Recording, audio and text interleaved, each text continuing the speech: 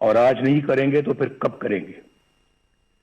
میں مولانا فضل الرحمان صاحب کی سوچ سے پوری طرح متفق ہوں کہ ہمیں رسمی اور روایتی طریقوں سے ہٹ کر اس کانفرنس کو با مقصد بنانا ہوگا، ورنہ قوم کو بہت مایوسی ہوگی۔ اور جو ابھی ٹرینڈ جناب آصف علی زرداری صاحب نے سیٹ کیا ہے، اسی کو آگے لے کے چلنا ہے۔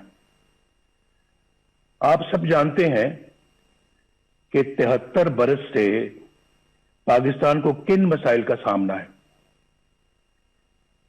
ان مسائل کی بنیادی وجہ صرف اور صرف ایک ہے، اور میں اپنے تجربے سے بول رہا ہوں۔ میرا بھی تجربہ الحمدللہ پاکستان کی پالیٹکس میں اور پاکستان کی خدمت میں کافی زیادہ ہے، اور میں یہ سمجھتا ہوں کہ پاکستان کو جو میں وجہ بتانا چاہ رہا ہوں وہ یہ ہے کہ پاکستان کو جمہوری نظام سے مسلسل محروم رکھا گیا ہے۔ جمہوریت کی روح عوام کی رائے ہوتی ہے، یعنی ملک کا انتظام وہ لوگ چلائیں جنہیں عوام اپنے ووٹوں کی اکثریت سے یہ حق دے۔ اور ہمارے آئین کی ابتدا بھی انہی الفاظ سے ہوتی ہے کہ اللہ تعالیٰ ہی کائنات کا حاکم مطلق ہے، جس کا کوئی شریک نہیں۔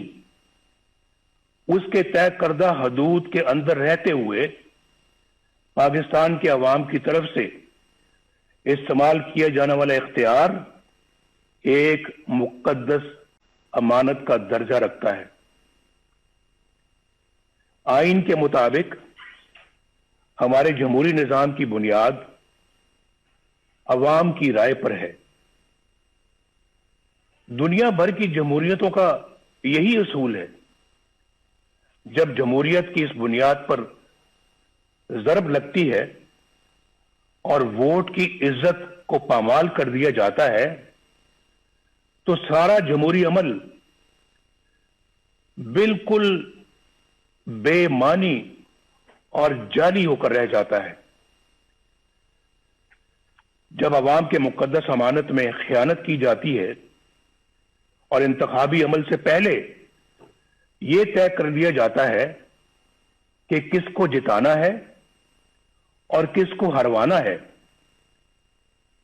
انتخابات میں دھاندلی سے مطلوبہ نتائج حاصل کر لیے جاتے ہیں اور رہی صحیح کسر حکومت سازی کے لیے جوڑ توڑ میں نکال دی جاتی ہے، تو اندازہ لگایا جا سکتا ہے کہ کس طرح سے عوام کو دھوکہ دیا جاتا ہے اور عوامی مینڈیٹ کیسے چوری کیا جاتا ہے۔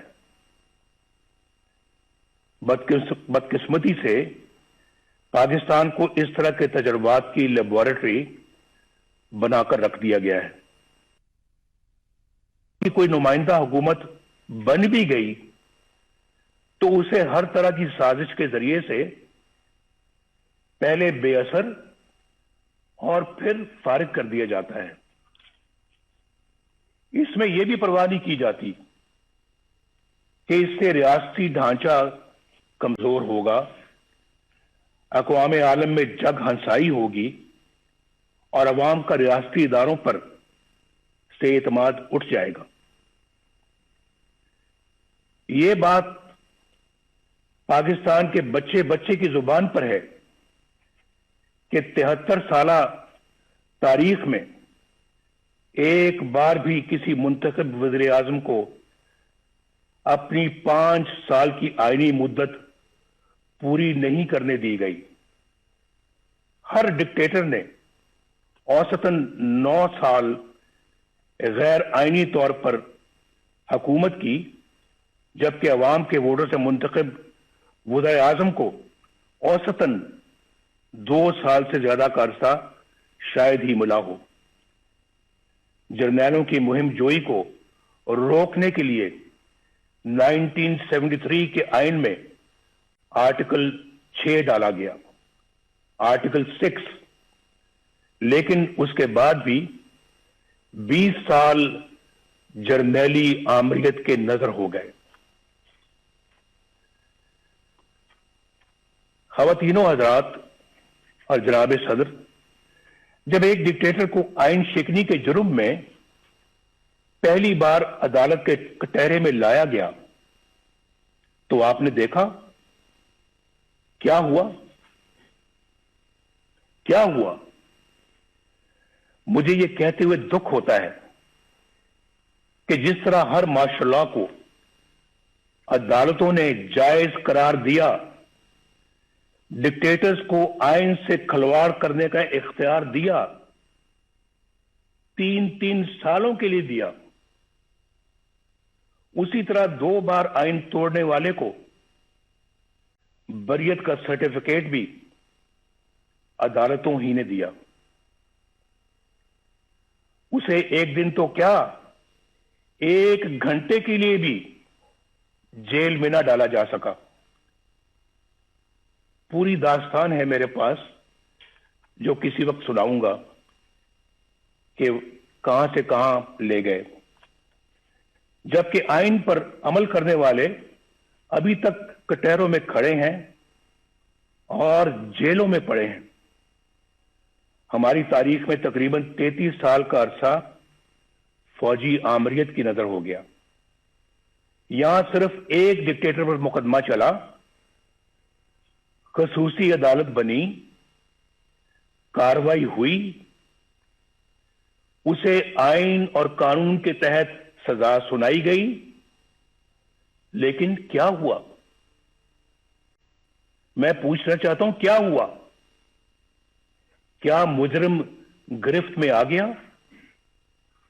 क्या सजा मिली? ये सब तो दूर की बात। हुआ तो ये कि अदालती सिरे से गैर आईनी करार दे दी गई। यहां कोई ये अनहोनी बात नहीं, यानी पाकिस्तान में ये कोई अनहोनी बात नहीं कि किसी डिक्टेटर के बड़े से बड़े जुर्म पर भी कोई कार्रवाई ना हो, और अगर हो भी जाए तो कोई उसे छू भी ना सके, और अगर कोई फैसला आ भी जाए तो सिर्फ सजा ही नहीं, अदालत को भी हवा में उड़ा दिया जाए। लेकिन आखिर कब तक? कब तक? इसके बरक्स उन सियासतदानों को देखिए जो अवाम के वोटों से वजीर आजम बने, कोई कत्ल हो गया, कोई फांसी चढ़ गया, कोई हाईजैकर बन गया, चोर और गद्दार करार दे दिया गया, किसी को जलावतन कर दिया गया, और कोई उम्र भर के लिए नाअहल हो गया। उनके गुनाह और सजाएं खत्म होने में आ ही नहीं रही। वो झूठे मुकदमात में अपनी माओं, अपनी बहनों, अपनी बेटियों के साथ पेशियां भुगत रहे हैं। दरअसल ये सलूक पाकिस्तान के अवाम के साथ किया जा रहा है, और सजा भी पाकिस्तान के अवामी को मिल रही है। आप में से अक्सर को हुकूमत का भी तजुर्बा है। आप जानते हैं कि अवाम की हमायत से कोई जमहूरी हुकूमत बन जाए तो किस तरह उसके हाथ पांव बांध दिए जाते हैं, और किस तरह अवामी नुमाइंदों की तजलील और तहकीर होती है, किस तरह किरदार कुशी का एक मुनज़्ज़म सिलसिला शुरू हो जाता है, किस तरह कौमी मफाद के खिलाफ किसी सरगर्मी की निशानदेही करने पर उन्हें मुल्क दुश्मन और गद्दार करार दे दिया जाता है। खुलासा यह है कि यहां या तो माशाअल्लाह होता है या फिर मुंतखब जमहूरी हुकूमत से कहीं ज्यादा ताकतवर पैरेलल यानी मुतवाजी हुकूमत कायम हो जाती है। ایک پیرلل نظام چلتا ہے. غالباً ایک بار سابق وزیر اعظم یوسف رضا گیلانی صاحب نے کہا تھا کہ یہاں اسٹیٹ ود ان اسٹیٹ قائم ہے جسے برداشت نہیں کیا جا سکتا. دکھ کی بات یہ ہے کہ اب معاملہ state with in the state سے آگے نکل کر اسٹیٹ ابو دا اسٹیٹ تک جا پہنچا ہے. عوام کے حق حکمرانی کو تسلیم نہ کرنے اور نتیجتاً متوازی یعنی پیرلل حکومت کا مرض ہی ہماری مشکلات کا اور ہمارے مسائل کی اصل جڑ ہے. This is the root cause of our problems. یہ جڑ ہے ہمارے مسائل کی اور یہی وجہ ہے کہ عالمی برادری میں ہماری ساکھ ختم ہو کر رہ گئی. 2018 کے انتخابات کے بعد متعدد ملکی اور غیر ملکی اداروں کی طرف سے انتخابی عمل کی شفافیت پر سوالات اٹھائے گئے. میں تو جیل میں تھا لیکن خبریں مجھے سب ملتی رہی ہیں. بعض نے تو ان سیٹوں کی تعداد بھی بتائی جہاں دھاندلی کی وجہ سے نتائج تبدیل کر دیے گئے. ان حلقوں کی اتنی تعداد ہے کہ اگر ان میں دھاندلی کے ذریعے نتائج تبدیل نہ کیے جاتے تو بیساکھیوں پر کھڑی یہ حکومت کبھی بھی وجود میں نہیں آ سکتی تھی. آج قوم جن حالات سے دوچار ہے اس کی بنیادی وجہ وہ لوگ ہیں جنہوں نے عوام کی رائے کے خلاف نااہل حکمرانوں کو ملک پر مسلط کیا. انتخابات ہائی جیک کر کے اقتدار چند لوگوں کو منتقل کر دینا بہت بڑی بددیانتی اور آئین شکنی ہے. ہم چند روپوں کی خاطر ڈاکہ ڈالنے والوں کے لیے تو بڑی سے بڑی سزا کا تقاضا کرتے ہیں لیکن عوام کے حقوق پر ڈاکہ ڈالنا کتنا سنگین جرم ہے کیا کسی نے سوچا ہے؟ معزز خواتین و حضرات، کیا میں یہ پوچھنے کی جسارت کر سکتا ہوں کہ 2018 کے انتخابات میں گھنٹوں RTS کیوں بند رکھا گیا؟ گنتی کے دوران پولنگ ایجنٹس کو کیوں نکال باہر کیا گیا؟ انتخابات میں دھاندلی کیوں کر کی گئی؟ کس کے کہنے پر کی گئی؟ کس کے لیے کی گئی؟ اور کون سے مفادات کے لیے کی گئی؟ اس میں سابق چیف الیکشن کمشنر اور سیکرٹری الیکشن کمیشن کو بھی جواب دینا ہوگا اور جو لوگ بھی دھاندلی کے ذمہ دار ہیں ان سب کو حساب دینا ہوگا. محترم قائدین کرام، جناب چیئرمین، اس نااہل حکومت نے 2 سالوں میں پاکستان کو کہاں سے کہاں پہنچا دیا ہے اس کا کوئی اندازہ کر سکتا ہے؟ پاکستان کی معیشت بالکل تباہ ہو چکی ہے،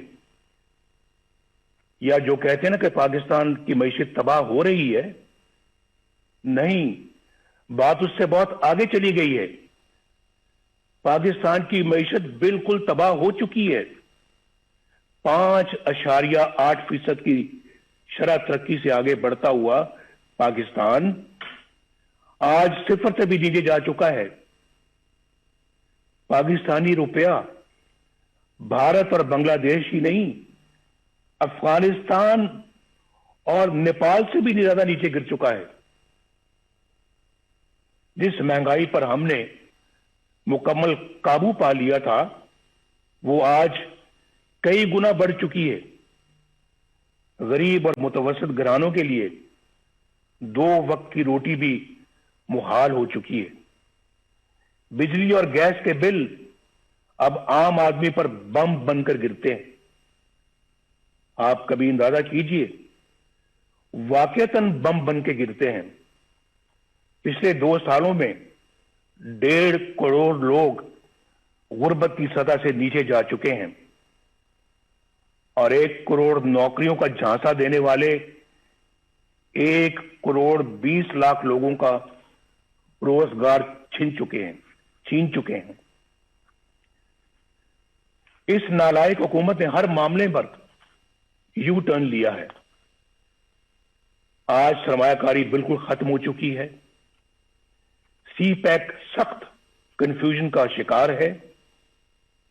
قرضے ختم کر دینے کا دعویٰ کرنے والوں نے 2 سال کی قلیل مدت میں قرضوں میں اتنا اضافہ کر دیا ہے کہ پچھلے تمام ریکارڈ ٹوٹ گئے ہیں.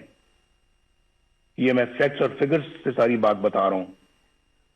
اور اس کے باوجود کوئی ایک بھی بڑا ترقیاتی منصوبہ شروع نہیں کیا جا سکا. وہ پاکستان جس کے بارے میں بین الاقوامی ادارے یہ پیش گوئی کر رہے تھے کہ اگلے چند سال میں یہ دنیا کی سب سے بڑی 20 معیشتوں یعنی G20 میں شامل ہو جائے گا، آج معاشی طور پر مفلوج ہو کر رہ گیا ہے.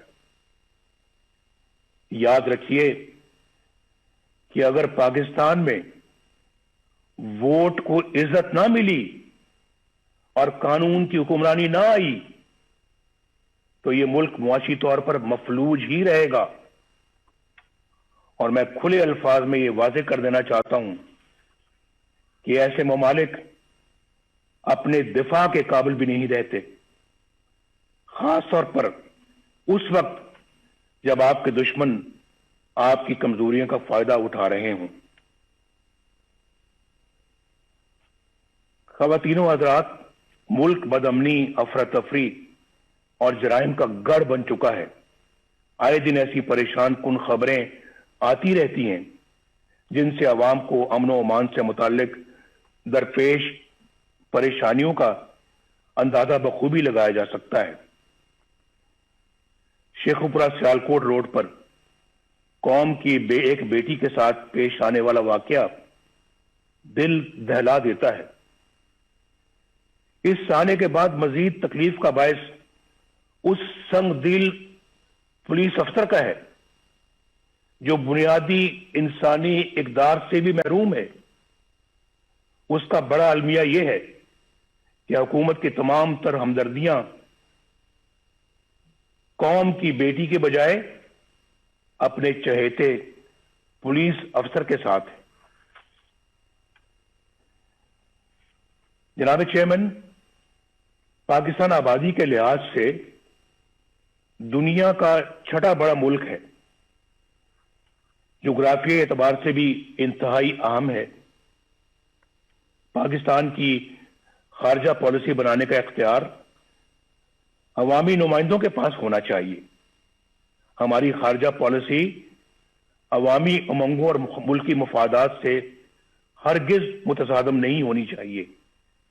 کھربوں روپے کے نقصان اور ہزاروں جانیں قربان کرنے کے باوجود ہم کبھی فیٹف اور کبھی کسی اور کٹہرے میں کھڑے شرمناک صفائیاں پیش کر رہے ہوتے ہیں. جب کشمیر کا نام زبان پر آتا ہے تو 73 سال سے دی جانے والی قربانیاں آنکھوں کے سامنے آ جاتی ہیں. کشمیری عوام پر مظالم کا سلسلہ تو کئی سالوں سے جاری ہے، مگر کشمیر کو ہڑپ کرنے کا حوصلہ آج تک کسی کا نہیں ہوا.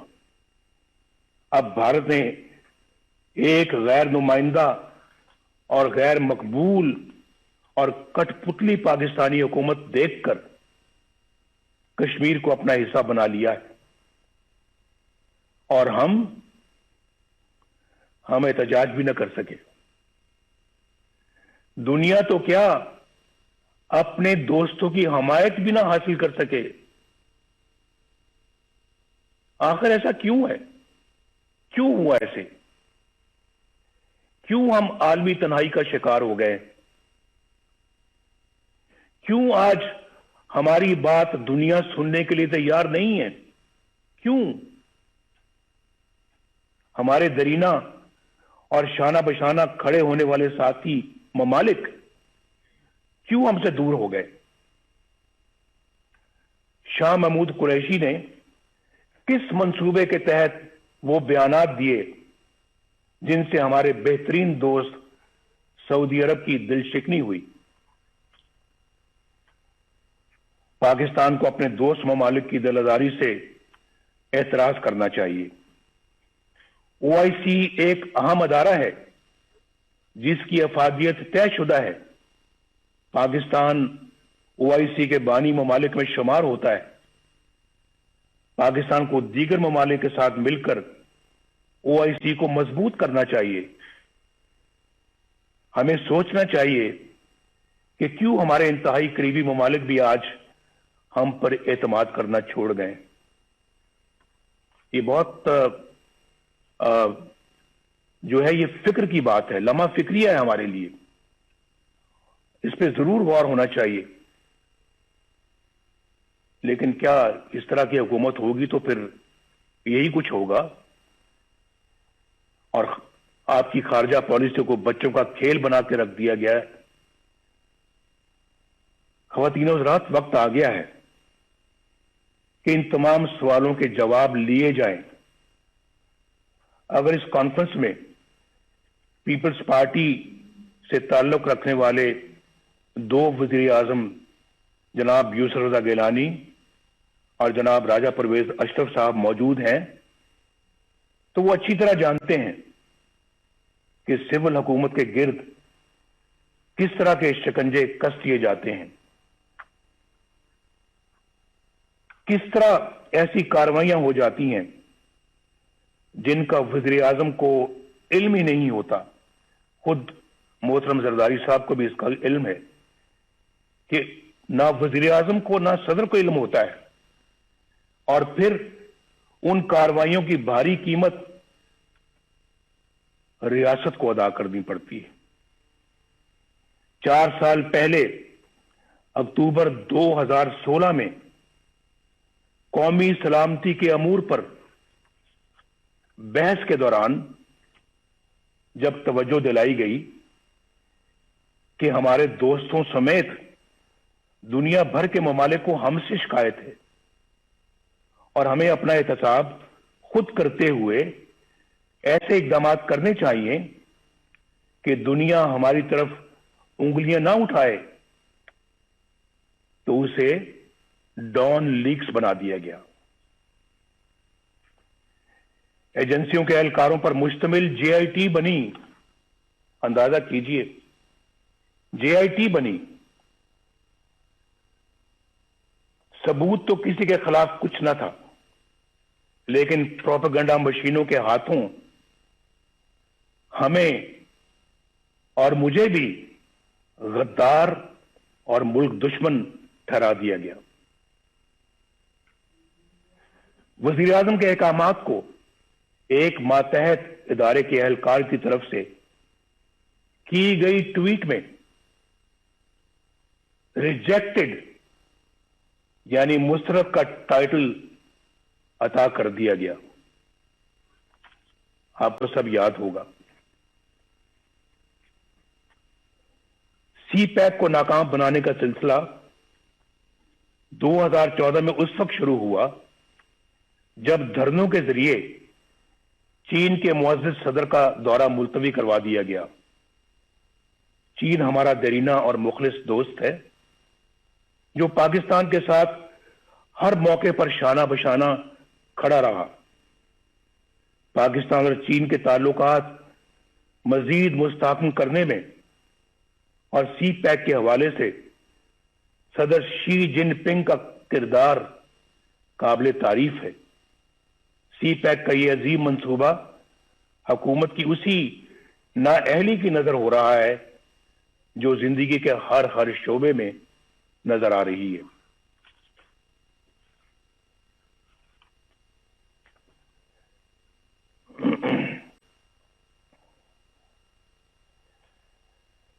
اگر میں یہ کہوں تو بے جانب ہوگا کہ سی پیک کے ساتھ پشاور کی بی آر ٹی جیسا سلوک ہو رہا ہے، جہاں کئی سال بیت گئے، منصوبے سے کئی گنا زیادہ رقم غرق ہو چکی، مگر نتیجہ آج بھی نظروں سے اوجھل ہے۔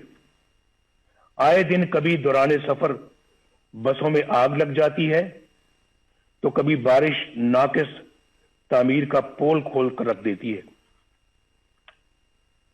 یہاں نیب کے کردار کا جائزہ لینا بھی ضروری ہے۔ سچی بات تو یہ ہے کہ ایک ڈکٹیٹر کے بنائے ہوئے اس ادارے کو برقرار رکھنا ہماری غلطی تھی، لیکن یہ بھی سچ ہے کہ ہم نے کبھی نہیں سوچا تھا کہ یہ ادارہ اس حد تک گر سکتا ہے۔ یہ ادارہ نہیں بلکہ اندھے حکومتی انتقام کا اعلی کار بن چکا ہے۔ اس کے کئی سینئر اہلکاروں کے گھناؤنے کردار فاش ہو چکے ہیں۔ اس ادارے کا چیئرمین جاوید اقبال اپنے عہدے اور اختیارات کا انتہائی نازیبا اور مذموم استعمال کرتے ہوئے پکڑا جاتا ہے، مگر نہ تو کوئی انکوائری ہوتی ہے، نہ ایکشن لیا جاتا ہے، اور نہ ہی شفافیت کے دعوے دار عمران خان پر کوئی جوں ریتتی ہے۔ اس کے باوجود یہ شخص ڈٹائی سے اپنے عہدے پر براجمان انتقام کے ایجنڈے پر دھڑلے سے عمل کرتا ہے، لیکن بہت جلد انشاءاللہ ان سب کا یوم حساب آئے گا انشاءاللہ۔ بین الاقوامی ادارے اور ہماری اعلی عدالتیں نیب کے منفی کردار پر بڑی واضح رائے دے چکی ہیں۔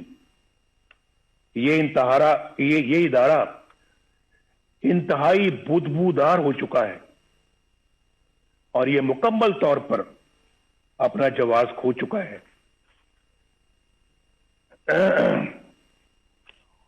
اپوزیشن کے لوگ اس کا نشانہ بنے ہوئے ہیں، جو اپنے گھر کی خواتین کے ساتھ نیب کے دفتروں، عدالتوں اور جیلوں میں رول رہے ہیں۔